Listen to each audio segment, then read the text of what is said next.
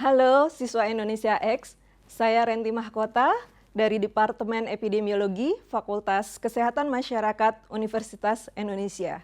Hari ini kita akan belajar mengenai definisi dan konsep bencana.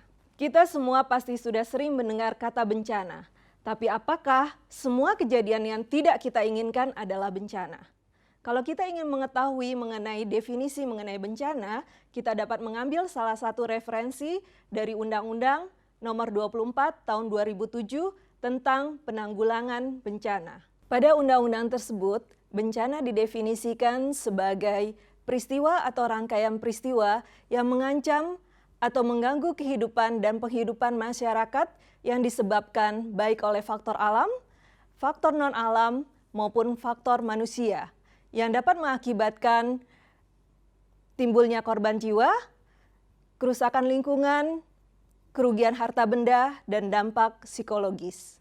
Dalam definisi itu disebutkan bahwa bencana disebabkan oleh 3 faktor, faktor alam, faktor non-alam, dan faktor manusia. Bencana alam adalah bencana yang diakibatkan oleh peristiwa atau serangkaian peristiwa yang disebabkan oleh alam. Antara lain gunung meletus, gempa bumi, tsunami, banjir, tanah longsor, dan angin topan.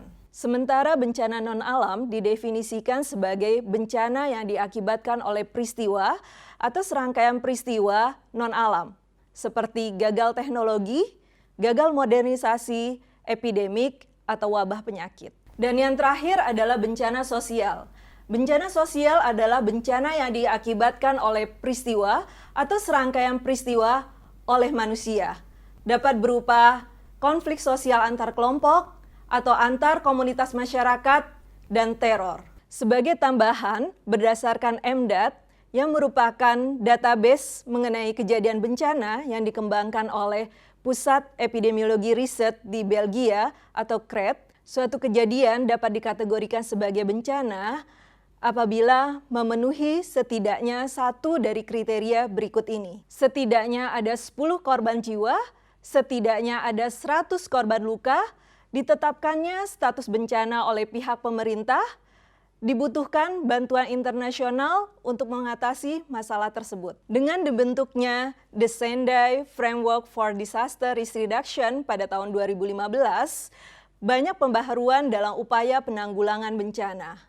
Seperti fokus dalam penanggulangan bencana tidak hanya difokuskan pada potensi bencana karena alam, tetapi juga harus dikaitkan dengan masalah ekonomi dan sosial. The Sendai Framework memiliki tujuan untuk menurunkan angka kematian akibat bencana, jumlah korban jiwa, kerugian ekonomi secara langsung, dan kerusakan infrastruktur serta pelayanan umum. Selain itu, The Sendai Framework juga bertujuan untuk meningkatkan strategi dan perencanaan taktis dalam lingkup nasional dan lokal untuk mengurangi risiko bencana. Kerjasama antar negara, khususnya untuk negara-negara berkembang, dan pengembangan early warning system untuk bencana yang disebabkan oleh multifaktor. Selain itu, juga mengembangkan komunikasi serta penyebaran informasi terkait bencana. Untuk mencapai tujuan-tujuan tersebut, ada 4 area prioritas. Yang pertama, meningkatkan pemahaman terhadap risiko bencana. Yang kedua, meningkatkan tata kelola risiko bencana untuk upaya pengelolaan risiko bencana. Yang ketiga, melakukan investasi dalam rangka upaya ketahanan keluarga. Dan terakhir, yang keempat, meningkatkan kesiapsiagaan agar respon lebih efektif, serta mewujudkan sistem pemulihan, rehabilitasi, dan rekonstruksi yang lebih baik.